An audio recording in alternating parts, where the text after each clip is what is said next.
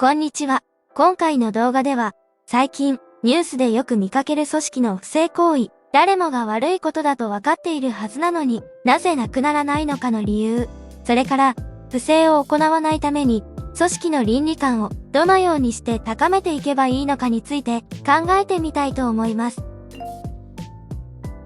ケネス・アール・アンドルーズの企業倫理観。まずケネス・アール・アンドルーズとは誰なのかというところから始めましょう。彼は、企業戦略を考える上で、とても重要な人物で、企業戦略の父とも称されています。でも、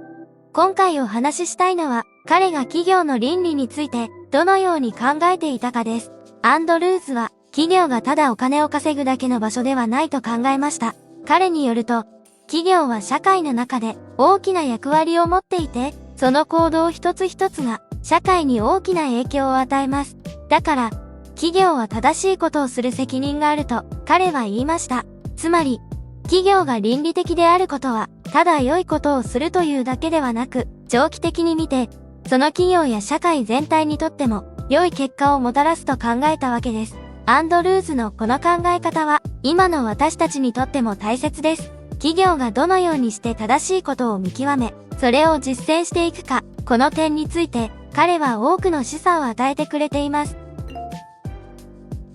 企業倫理の確立が難しい理由。アンドルーズの言う、企業が倫理的であることの重要性は、誰もが理解できるでしょう。しかし、実際にはなぜ、数多くの企業で倫理的な問題が起こってしまうのでしょうか。それは、企業が倫理的な判断をすることが、実はとても難しいからです。以下にいくつかの理由を述べてみます。一つ目の大きな理由は、圧力です。企業は常に収益を上げなければならず、市場での競争に勝ち抜く必要があります。このような強い圧力の中で、短期的な利益を優先することが、時には倫理的な判断を曇らせることがあります。二つ目は、見えない文化です。企業の文化や風土が、非公式なルールや慣習を通じて、不正を見逃したり、時には奨励したりすることがあります。例えば、結果が全てという文化があると、手段を選ばず、目的を達成しようとする傾向が生まれがちです。三つ目には、認識のズレがあります。企業内で何が倫理的で何がそうでないのか、明確な線引きがされていない場合、従業員は自分の行動が不正であると気づかないことがあります。特に、大企業では、個々の行動が全体に与える影響を見落としやすいです。これらの理由から、企業が倫理的な行動を常に保つことは難しいのです。次のセクションでは、心理学の観点から倫理観が失われる状況について見てみましょう。集団化での人間心理。企業が倫理の道を外れてしまう背後には、心理学、特に集団心理学の影響が大きく関わっています。個人が集団の一部になると、その思考や行動がどう変わるのか、ここで掘り下げてみましょう。一つ目は、脱個人化です。これは、人が集団の一員として行動するとき、自分自身を客観的に見失い、集団の行動や意思に自分を同化させてしまう現象です。この状態になると、普段ならば考えられないような行動も、集団の中では正当化されてしまうことがあります。二つ目は、同調圧力です。集団内で一致した行動や意見が求められるとき、個人はその圧力に屈してしまうことがあります。これが、本来ならば正しいと思わない決定や行動に、無意識のうちに従ってしまう原因になります。三つ目は権威への服従です。企業のような階層構造のある組織では、上位者からの指示に対して、盲目的に従う傾向があります。この服従が、不正行為を見過ごしたり、それに加担してしまうことにつながる場合があります。四つ目は責任の拡散です。集団で行動する際、自分の行動が集団全体の一部であると感じると、その行動に対する個人の責任感が薄れます。この結果、個々の行動の倫理的な重みを軽視してしまうことがあります。これらの集団心理学の概念を理解することは、企業がなぜ倫理的な問題に陥りやすいのかを考える上で、非常に重要です。企業倫理が失われる兆候。企業が倫理の道を外れ始めると、いくつかの明確な兆候が見られます。これらを見分けることができれば、早期に対処し、悪化する前に問題を解決することが可能です。では、企業倫理が失われつつある兆候とは、具体的にどのようなものがあるのでしょうか？一つ目は透明性の欠如です。企業内部の情報が共有されなくなり、意思決定プロセスが不透明になると、不正行為が起こりやすくなります。企業がどのようにして決断を下しているのかがわからないと、従業員や外部の人々は疑心暗鬼になり不安感を持ち始めます。二つ目はコミュニケーションの断絶です。上層部と現場の従業員との間でコミュニケーションが取れなくなると、問題が表面化しにくくなります。従業員が上司に声を上げにくい文化は、問題を内部で隠蔽する土壌を作ります。三つ目は倫理規範の軽視です。企業の倫理規範やガイドラインが形骸化し、日々の業務で実際には参照されなくなると、非倫理的な行動が正当化されやすくなります。倫理規範が定められているのにもかかわらず、それが日常的に破られている状況は、倫理が失われている明確なサインです。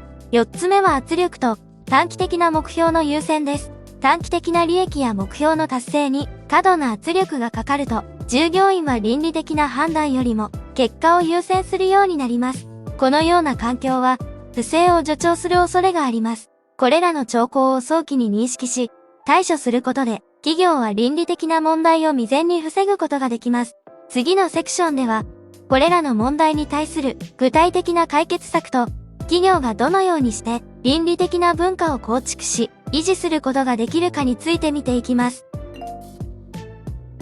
倫理的企業文化の構築戦略。企業倫理が失われつつある兆候を見つけたら、次に考えるべきは、どうすれば倫理的な企業文化を構築し、それを維持することができるかです。ここでは、企業が倫理的な環境を育むための具体的な戦略について紹介します。倫理規範の見直しと更新。まず、既存の倫理規範が現在のビジネス環境と企業の価値観を反映しているかを評価し、必要に応じて更新します。これは、企業の倫理的基盤を明確にする第一歩です。倫理トレーニングプログラムの強化。従業員が直面する実際の倫理的ジレンマに焦点を当てたトレーニングプログラムを設計し、実施します。新入社員だけでなく、全従業員を対象とし、定期的な更新を行います。オープンなコミュニケーションチャンネルの確立。全従業員に倫理的な懸念を安心して報告できる環境を整備します。これには、匿名での報告が可能なホットラインの設置や、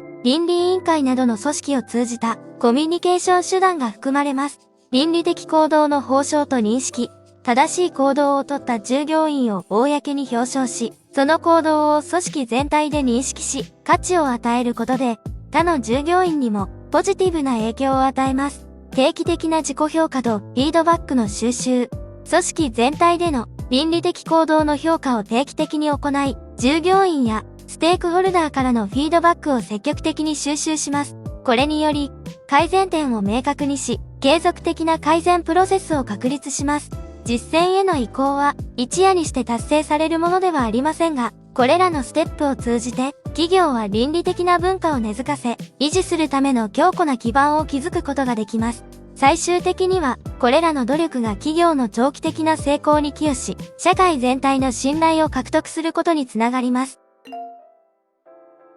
まとめ、今回は、企業が直面する倫理的な課題と、それらを克服するためのアンドルーズの倫理戦略と心理学の視点からの解決策を見てきました。企業倫理の重要性と倫理的な文化を構築することの複雑さ、しかし同時にその価値について考える機会を得ました。まとめると、企業倫理は単に正しいことをするだけでなく、企業の長期的な成功と社会全体の福祉に不可欠な要素です。そして、倫理的な企業文化の構築は、明確な倫理規範の設定、